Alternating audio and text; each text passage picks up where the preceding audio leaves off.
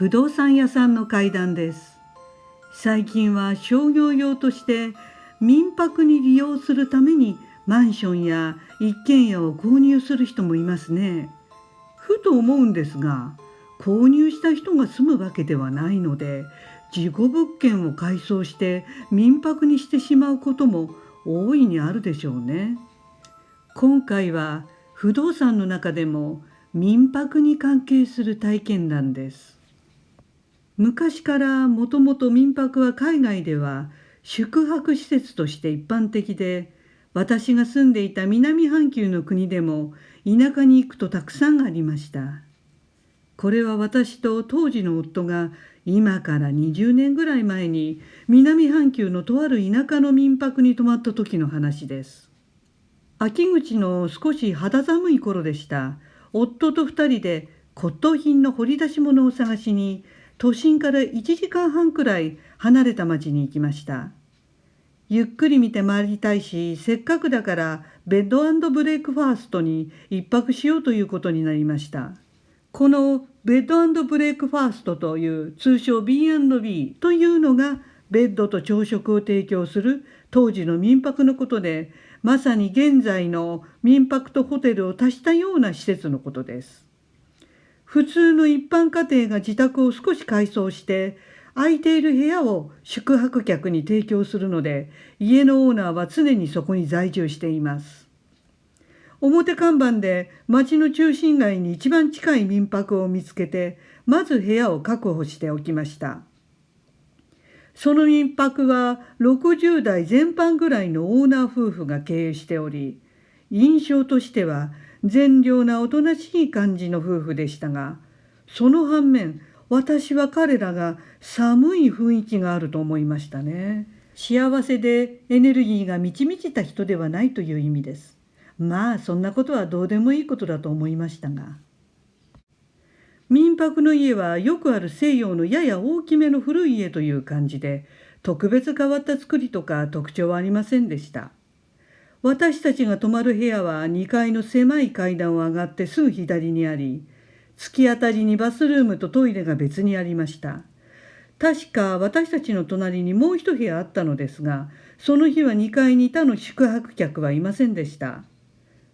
ただ妙だったのは、2階に上る廊下を挟んだ1階の庭側に広い部屋があり、廊下側の壁は全部一面ガラス戸でした。そのガラス戸はすべてカーテンで閉められており、日差しを遮っていました。外はあんなに晴れて気持ちがいいのに、カーテンを閉め切る意味がないので、なんでだろうと不思議に思いました。その部屋に都合の悪いものがあるので、隠しているかのようでした。そのカーテンのせいで廊下側のホールから今まで暗かったのを覚えています。それもまあどうでもいいことですので、とりあえず部屋で荷物を下ろし、早速町に出かけました。その町には数軒骨董屋があり、昼間はずっとあちこち見て回っていましたが、掘り出し物はないかと夢中になって見ていると、思わず時間が経ち、日もすっかり暮れてしまいました。日本と違って夜はレストランぐらいしか空いていないので、食事を済ませたらそのまま民泊に戻りました。戻った時は外は真っ暗で、2人とも疲れていたので、ベッドにつき10時頃には寝てしまいました。多分夜中の2時か3時頃だったと思います。ふわっと眠りから覚めたのです。すると突然、キーンという耳鳴りとともに、何かすごい力で全身を抑えられているような感覚に襲われました。体が動かないのです。以前も何回も経験した金縛りでした。金縛りのたびに怖い思いをするので目はつぶっていましたが、私の寝ている斜め上あたりに黒いドロドロとした意志を持った塊があるのが分かりました。それは何か悪意を持って私を見下ろしているのも分かりました。これは幽霊の中でも悪霊だと思ったので、とにかく金縛りを解かなくてはと思い、隣でぐっすり寝ている夫を必死にほとんど動かない左手で彼の脇腹を押して起こそうとしました。起きて起きてと叫ぼうとしても声が出ません。なんとか夫に気づいてもらおうとしましたが、夫は全く起きません。依然として悪霊は目の前にいます。もうダメだと思ったのですが、あまりに恐怖が大きく限界に達すると、精神を保つために気を失ってしまうようなのです。その後私は意識がなくなりました。気がついたら次の日の朝になっていました。昨夜の怖い出来事はあえて夫には話しませんでした。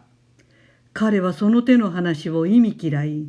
私が夢を見ていたんだろうと片付けられるのがオチだからでした。朝食を済ませ民泊を出る時です。例の夫婦が寒々とした雰囲気でも感じよく玄関まで見送りに来た時、なぜか夫が彼らに2階の部屋の隅に蜘蛛の巣があったからちゃんと掃除をした方がいいと言ったので、ちょっとぎょっとしました。夫婦も罰の悪そうな顔をしていました。実は私も昨夜のことがあったので、例の1階の部屋がカーテンで仕切られている理由をうまく聞き出したかったのですが、夫のつまらない発言でそんな雰囲気ではなくなってしまいました。まあ夫もあの部屋があまり居心地が良くなかったようです。ところで帰りの車の中で夫が、そういえば昨夜、君寝ている時僕を押して起こそうとしてたよね。なんであんなことしてたのというのです。そこで昨夜の話を全部して、なんとか夫を起こそうと必死だったことを伝え、ほらね、だから夢じゃないって証拠でしょと言いました。まあ夫も半分ぐらいは信じてくれたかもしれませんね。後で思ったのですが、あの民泊の夫婦の身近な人がつい最近亡くなっていたような気がするのです。彼らの寒い雰囲気というのはそれが原因だと思います。ただ私があの部屋で遭遇した霊がその身近な人の霊だったかは分かりません。でもあの夫婦と強く関係のある霊なのは間違いないでしょう。あの部屋で亡くなっていたかもしれないし、ある意味事故物件だったのかもしれませんね。まさかと思いますが、あのカーテンが閉められていた部屋には遺体の入った棺でもあったのでしょうか、なんて冗談で思ってしまいますよね。ご視聴ありがとうございました。よろしければチャンネル登録お願いします。